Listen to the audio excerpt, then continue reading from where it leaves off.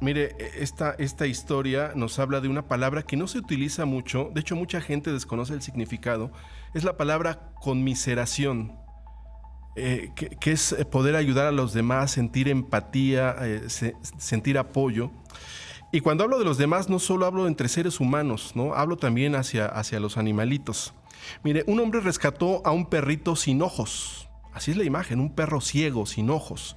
¿Cómo los habría perdido los ojos el perro? No, no se sabe, pero este hombre decidió rescatar a un perrito que había sido abandonado y esta historia se ha hecho viral. La historia no pasó desapercibida para los usuarios de redes sociales, quienes se unieron para mostrar su gratitud y admiración por este acto de bondad de esta persona.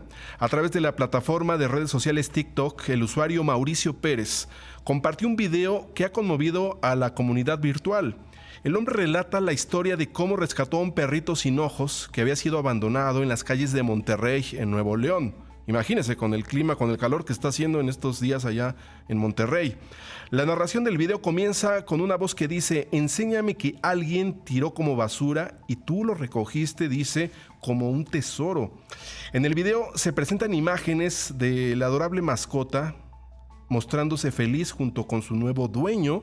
Evidentemente, los perros, usted sabe, su principal sentido es el olfato. Y este perrito, aunque no ve, pues alcanza a percibir a través del olfato la cercanía de esta persona, de este hombre que lo ha adoptado y que lo ha rescatado quizá de morir ahí del calor en Monterrey o atropellado, no se sabe. Y pues sí, una gran persona, sin duda, Mauricio Pérez, que decidió rescatar a este perrito ciego, a este perrito sin ojos. Vamos a hablar sobre el significado de la conmiseración y de este tipo de actitudes con la psicóloga Nayeli Vázquez, colaboradora de este programa. Nayeli, te saludo, buenas tardes. Querido Héctor, un gusto saludarte a ti y al auditorio. Sin duda, una historia maravillosa. Oye, es que la conmiseración, yo decía, es una palabra que no se conoce mucho el significado, puede significar compasión, empatía, solidaridad, y no solo hacia los seres humanos, sino a otras, a los animalitos, bueno, incluso hacia las plantas también, ¿no? Que también, pues, tienen vida, ¿no? Así es, el tener esta sensación de conexión con los seres vivos es algo que a través del tiempo se tiene que ir cultivando desde pequeñitos. Como bien lo mencionabas, ¿dónde perdió los ojitos de este pequeño? Pues probablemente no fue una situación que sucediera de manera natural, probablemente alguien se la provocó y ahí estamos hablando justamente de los efectos que tiene esta falta de conmiseración en el ser humano y que se tiene que cultivar desde muy pequeñitos porque se puede, se cultiva y se trabaja. Hay personas que les cuesta más trabajo tener esta empatía con el entorno, ¿no? Ayudar tal vez a un animalito que se cayó en la coladera, ayudar a una señora que no puede, señora de adulta mayor que no puede cruzar una calle, este tipo de acciones, ¿esto se puede enseñar o nace de la voluntad humana de forma natural, Nayeli? Hay un cierto componente de nacimiento, es decir, este cierto componente de ver a los demás como yo me veo, pero sobre todo es en base a la educación, con base en la educación. ¿Por qué?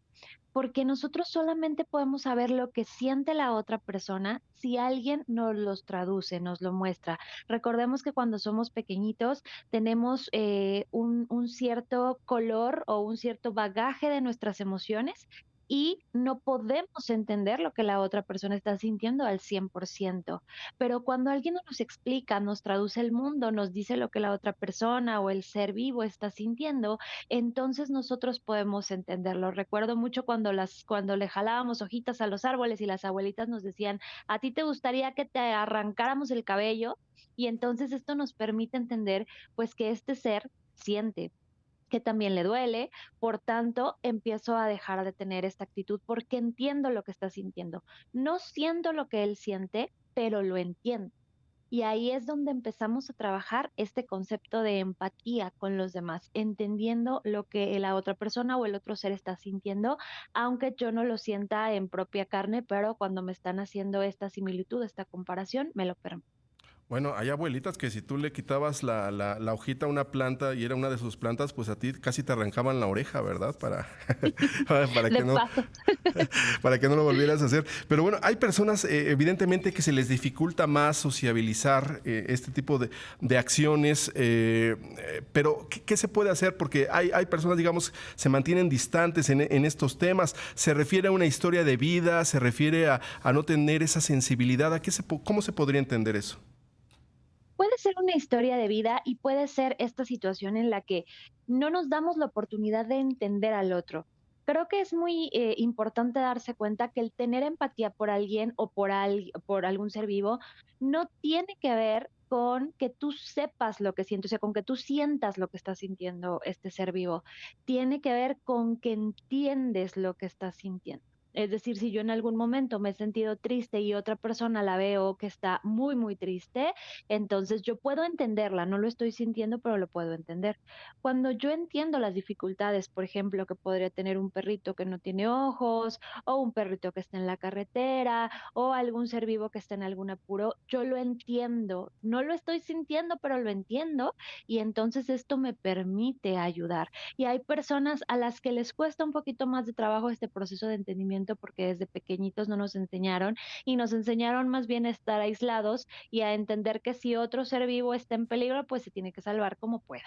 Sí, yo creo que hay que aprender, ¿verdad? Y entender cómo podemos reconfortar a otra persona cuando está triste, está deprimido, perdió algo, porque quizá una de las formas sea algo tan sencillo, no expresar siquiera unas palabras, sino dar un abrazo, ¿verdad? La importancia de los abrazos, Nayeli.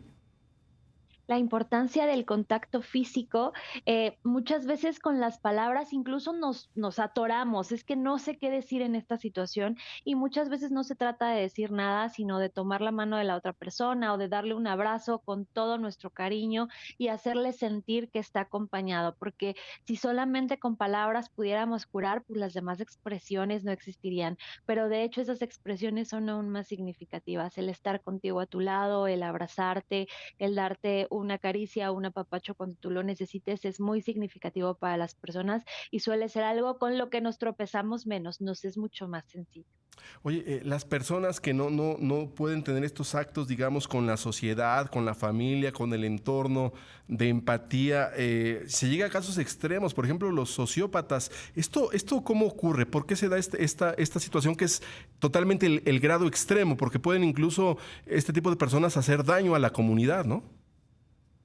Tenemos dos teorías que son muy importantes. Una es que viene solamente y es nato del aprendizaje, es decir, que la persona lo aprendió de esa manera. Y la otra que viene de la parte orgánica, es decir, que el cerebro de la persona todavía no ha desarrollado o no desarrolló en su momento estas habilidades que se necesitan y estas redes neuronales que se necesitan para poder ser empático. Ambas van de la mano, sí, pero no se ha podido probar cuál es más importante o cuál tiene más peso. Sin embargo, es importante entender que es la parte neuronal, es decir, su cerebro no puede percibir estas imágenes de empatía y en forma de aprendizaje, pues probablemente tampoco la recibió. Por tanto, pues sí puede haber un componente de daño ante la sociedad y pues no existiría este remordimiento que muchas veces se tiene cuando ya sabemos que se hizo algo indebido. ¿Y esto se puede tratar psicológicamente, Nayeli? Es complicado solamente tratarlo de forma psicológica, también tendría que haber un componente psiquiátrico cuando ya estamos hablando de sociopatía o psicopatía, ya el trabajo incluso se vuelve o se descubre ya cuando llega la parte legal, es decir, cuando ya se hizo Mm. algún daño y esta persona ya necesita pues recibir algún tipo de castigo por ello y es ahí donde se les detecta. Generalmente no se detecta antes, se detecta después de haber hecho algún acto delictivo. Interesante lo que comentas. Y como siempre, Nayeli Vázquez, un gusto platicar contigo. Si nos puedes compartir tus redes sociales. Claro que sí, @psicóloga Naye con doble L, estamos en TikTok, Instagram, Facebook y si gustan también pueden pasar a visitar la página www.psicodescubrir.com donde tenemos mucha información, tenemos el blog y todos nuestros servicios a su disposición. Perfecto. Muchas gracias como siempre, Nayeli. Un abrazo. Buenas tardes. Buenas tardes, querido Héctor, un abrazo con cariño. Gracias.